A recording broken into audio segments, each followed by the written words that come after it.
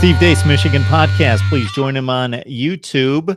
Or if you just want to hear the audio versions, go to all the major platforms, SoundCloud, iTunes. What else do we have in play there, Steve? We have it on Stitcher, Google Play, as many places that we can put it on. There you go. All right. So, yes, if Shea's eligible, I am fascinated by this race. I don't know who I'm going to pick in what I don't believe is the best division in college football top to bottom, but what is the best top half of a division in college football, no question in my mind. I would be fascinated to make that pick and will love to watch it play out. If Patterson can't play and it's Brandon Peters, I don't want to be too hard on the kid. He was a freshman last year, and he didn't play until about week 6 or 7? Mm-hmm. So there should be marked improvement there. There should be. What worries me about Peters is he was really good his first few games. I mean, really good from an efficiency standpoint. And you saw the offense put together, not dominant, but competent performances after being inconsistent to abysmal the first month or so of the season. And then when he took that shot against Wisconsin, and he came back for the bowl game after a long layoff. Remember, he didn't play against Ohio State because he hadn't been cleared with the concussion protocol. And against South Carolina, he just looked shell-shocked. I mean, he looked like Maverick after he lost Goose, Mark. Okay, I mean, he had his head on a swivel. He was looking over his shoulder. Now, they don't take any shots like that in Avon, Indiana. You know what I'm saying? Okay, so I'm a little concerned because you don't really know with these young guys until they take a shot like that. You don't really know whether they can come back from it, and he didn't. And I think that stunned the Michigan staff more than anything else. And, Jim even said this week that the door is open for Spate to return. I think if Shea is not eligible, I think there's just as much chance. If Shea is not eligible, I think there's as much of a chance Wilton Spate starts September 1 at Notre Dame as Brandon Peters does. And that wouldn't be the worst thing in the world. And if we go back to the Outback Bowl, I know that South Carolina doesn't wow anyone. They were very well coached, one of the better coached teams in the country that had, I don't want to call it marginal talent. It was decent, good top 25 to 30 talent.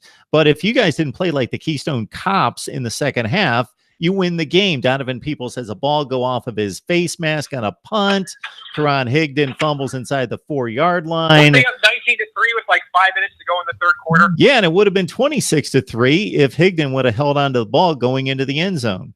That was a complete. That's why I think Peters' performance shocked and stunned the coaches. The team's performance, the way it just had a meltdown like that, shocked and stunned the rest of us. All right, and that game. Michigan wins that game, and they're 9-4, and they finish in the top 25. The air around the fan base is totally different right now. Mm-hmm. The whole perception is we were the youngest team in college football, still finished in the top 25. Big Ten, look how tough the league was. It went undefeated in bowl games. So now we're going to be one of the most experienced teams in college football, not just this year, but the next 2 years now.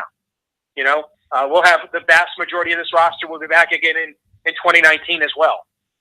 But that game was such a systemic meltdown that it really shook a lot of the fans. So, and I'm one of them. I didn't see that coming whatsoever. It's hard to believe with a 4-week layoff in South Carolina firing their offensive coordinator before the bowl game.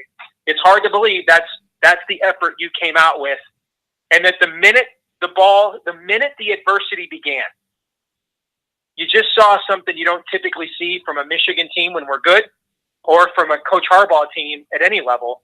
They folded, and I think that's where I think that's really where that gave a lot of people pause, Mark. And there's I do a weekly spot on Sam Webb's radio station there in Ann Arbor, WTKN, another show. I listen to that station frequently.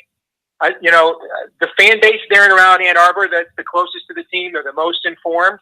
And I would tell you from listening to the people that call to that show regularly, what I'm telling you is where most fans are, which is we may be from Michigan and not Missouri, but like they say in Missouri, you got to show me.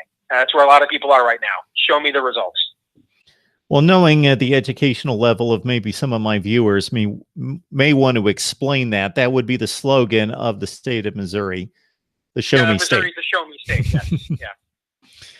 All right, Steve Deace, Michigan podcast. Always a good time with the college football discussion. You churn out a podcast each and every week, right, Steve? We do. We're off for a couple of weeks now that we're kind of in the slow period. Unless we win a national championship on Monday, then something tells me we'll throw something together. But this week's episode is a 2-part episode. It's a Final Four preview, but we go in depth on spring football as well.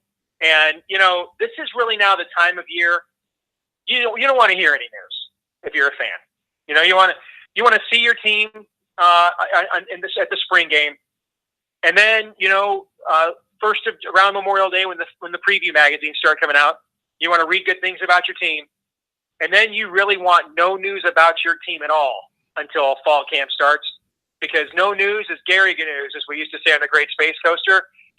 Whenever you get news in June, it's usually bad. Yeah, that's kind of the time of year we're in now. Yep, we know between the end of spring practice and the beginning of fall practice, there's going to be about 20 kids go off the rails and do stupid things and run around on campus a la Baker Mayfield.